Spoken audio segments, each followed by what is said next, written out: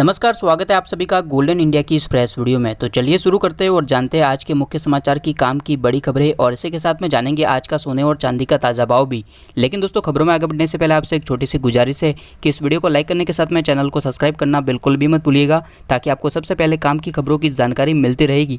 और हाँ दोस्तों, इसी के साथ में इस वीडियो को पूरा अंत तक जरूर देखिएगा। आपका एक लाइक, शेयर, सब्सक्राइब हमारी मेहनत का फल होता है। तो जानते हैं आज की तमाम बड़ी खबरों को, बने रहिएगा हमारे साथ। शुरुआत करते हैं आज की पहली खबर से। किसानों के लिए सरकार की ओर से बड़ी घोषणा है, आधार बिना भी मिलेगा पीएम किसान योजना का लाभ। सरकार ने इन राज्यों को दे दी है छूट। जी हां दोस्तों, हमारे किसान भाइयों के लिए बड़ी खबर है। 4 राज्यों के किसानों के लिए अच्छी खबर यह है कि उन्हें बैंक खाते में बिना आधार कार्ड के अपडेट करवाए भी पीएम किसान सम्मान निधि योजना का लाभ यानी कि पैसे मिलते रहेंगे। केंद्रीय कैबिनेट की हुई बैठक में असम, मेघालय, जम्मू कश्मीर और लद्दाख के किसानों को पीएम किसान सम्मान निधि का फायदा देने का फैसला किया गया है। आपकी जानकारी के लिए बता दें कि पीएम किसान सम्मान निधि योजना का फायदा लेने के लिए किसानों को अपने बैंक खातों को आधार कार्ड से लिंक करवाना अनिवार्य होता है। लेकिन केंद्र सरकार की ओर से हुए इस फैसले के बाद इन 4 राज्यों के किसानों को 31 मार्च 2021 तक बिना आधार कार्ड के लिंक करवाए भी पीएम किसान सम्मान निधि स्कीम का पैसा मिलता रहेगा। अगली खबर है, पीएम मोदी का देश के सरपंचों के साथ संवाद। बोले आत्मनिर्भरता ही इस बीमारी का सबक, कम से कम 2 गज की दूरी बनाकर रखे। जी हाँ दोस्तों, प्रधानमंत्री नरेंद्र मोदी ने पंचायती राज दिवस के अवसर पर कल वीडियो कॉन्फ्रेंस के माध्यम से देश भर के सरपंचों के साथ में बातचीत की।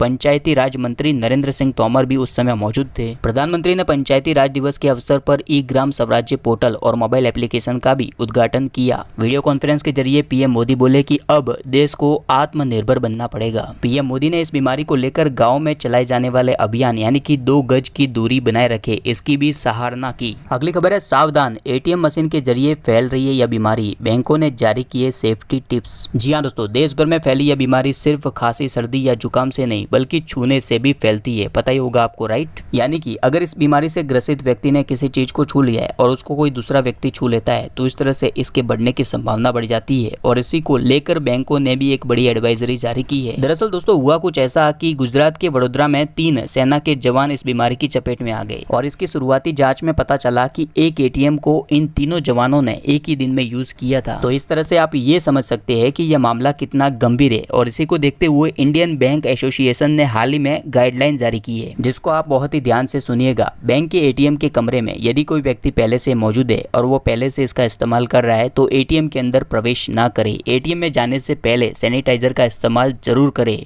और इसका हमेशा इस्तेमाल करते रहना जरूरी है।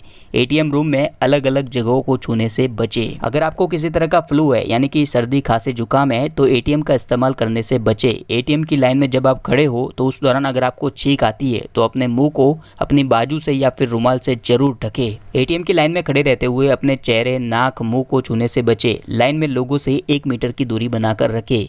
एटीएम चैम्बर में अगर गलती से किसी सतह को छू लिया है तो तुरंत ही सैनिटाइजर का इस्तेमाल करें। और दोस्तों, हो सके उतना ऑनलाइन ट्रांजैक्शन का इस्तेमाल करें जिससे आपको एटीएम जाने की नौबत ही नहीं आएगी। तो इस तरह की छोटी छोटी बहुत ही बारीक चीजें हैं जिनको ध्यान में रखना बहुत ही जरूरी है।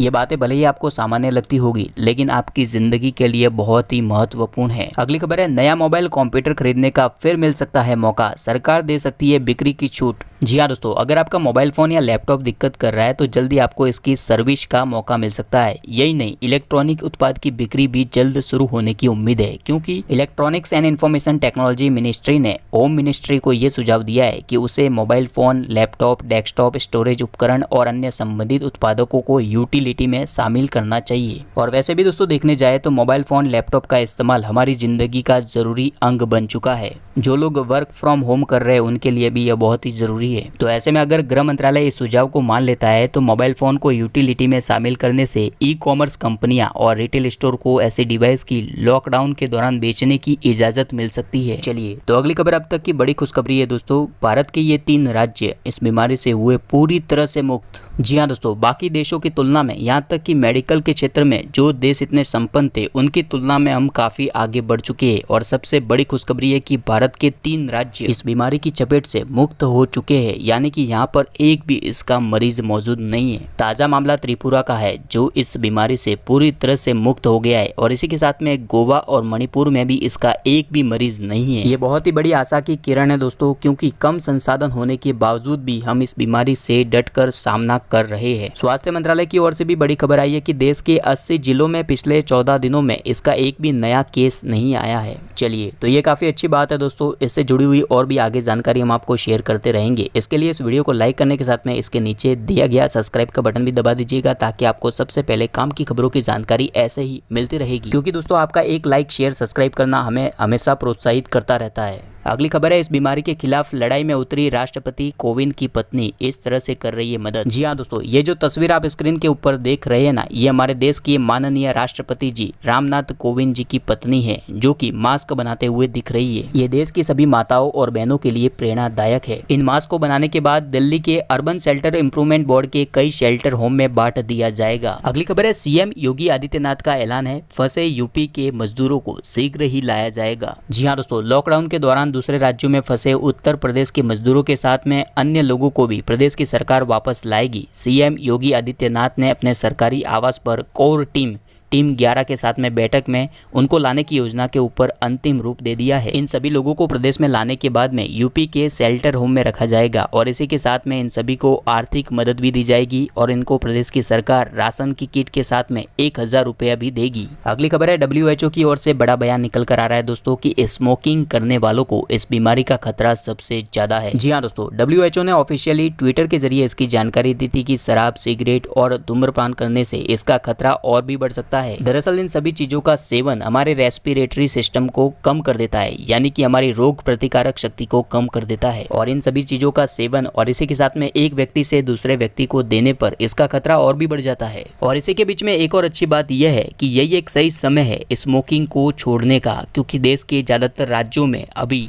इस तरह की सभी चीजों पर प्रतिबंध लगा हुआ है। और इसी के साथ में दोस्तों अमेरिका के वैज्ञानिकों ने एक बहुत ही बड़ा दावा कर दिया है। उनकी शोध में पाया गया कि सूरज की किरणों से कुछ ही मिनटों के अंदर ये पूरी तरह से खत्म हो जाता है। अभी कुछ दिनों पहले इस तरह के सवाल उठे थे कि क्या गर्मी के कारण ये पूरी तरह से खत्म हो जाता है, जिसके ऊपर दुनिया भर के वैज्ञानिकों ने अपनी अलग अलग राय रखी थी।